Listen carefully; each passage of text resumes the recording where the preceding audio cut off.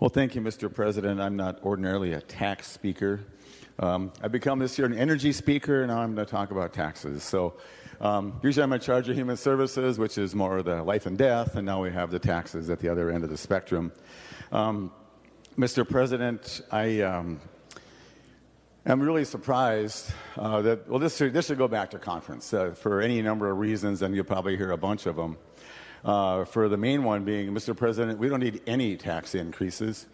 We Minnesotans already sense that they have chipped in enough to feed government. And Mr. President, if I had control of anything here, if I had a vote, that the budget for Minnesota would be at the most the $17 billion we had in the surplus, and we would have found a way to actually give some of that back to people more than $260. Mr. President, just yesterday on Friday I was at my clinic, and this woman walked in, and she's 75 maybe, and she said, "What are you going to do with your $260? And she's a fixed income person, and even she thought it was kind of funny that's it out of $17 billion. And even the governor proposed $1,000 per person.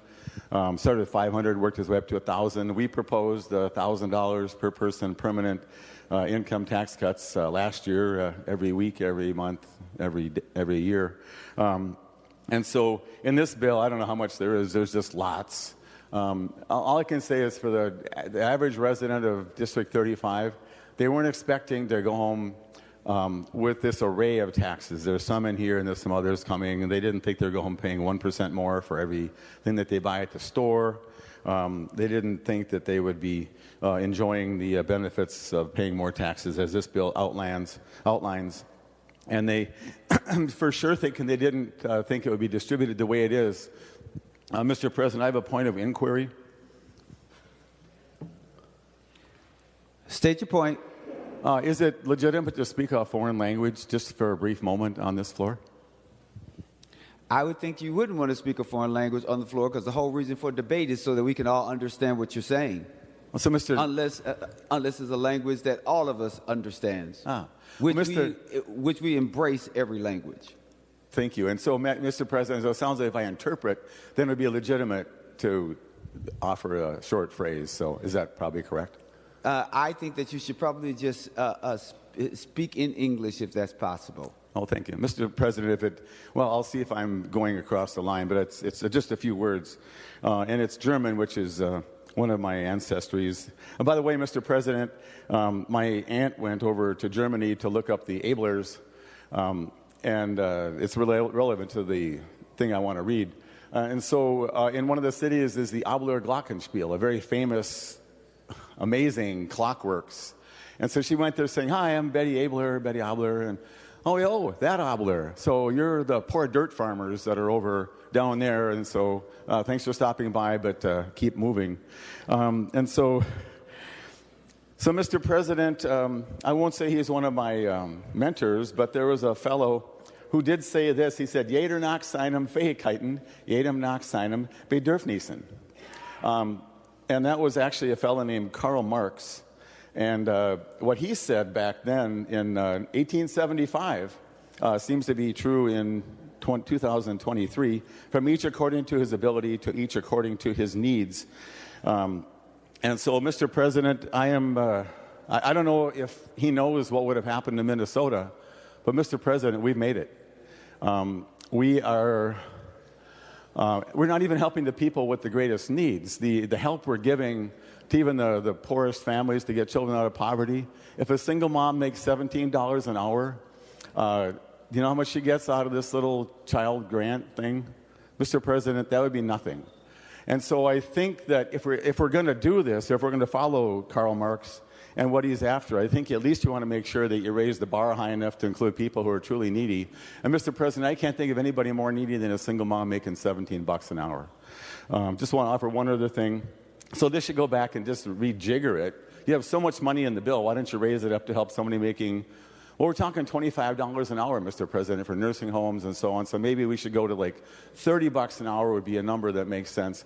So that family could have the ability to be out of poverty as well, instead of people who make much less. And I just want to offer one thing why Mr. President, I pray this bill goes back.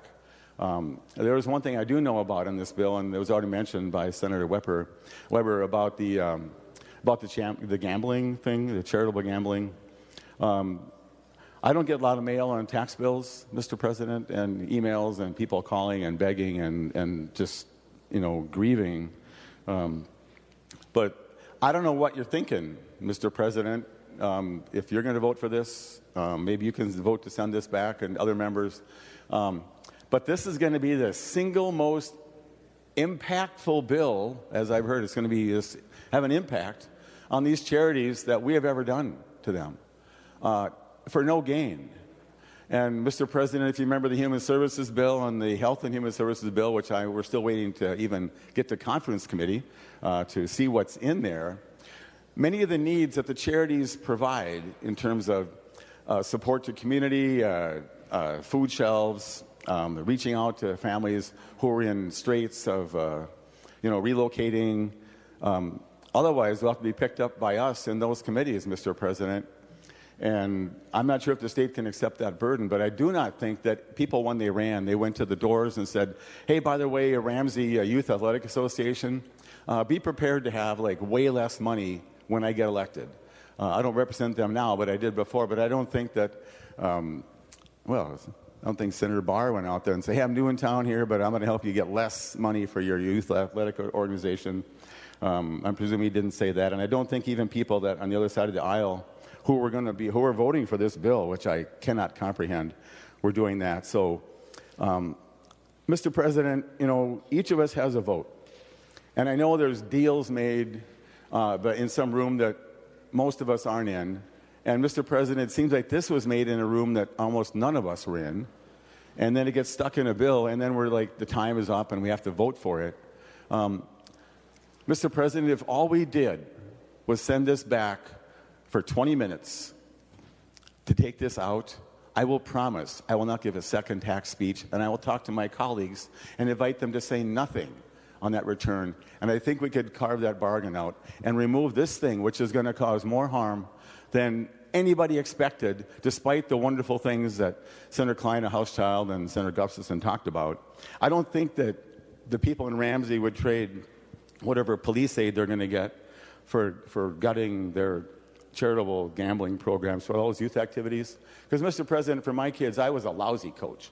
I was never good at sports, but I'm really glad that different parents would rise up and go off and help my kids learn sports. And, Mr. President, none of them are pros, but they all enjoy the sports that they were able to do in those youth activities. And, Mr. President, there's time. We have the whole day today. The revisor is busy, but going out and taking out a section, adjusting a few lines on the spreadsheet, this can be done. We don't have to do this. Mr. President, I urge members to vote green on the motion to re-refer. Thank you.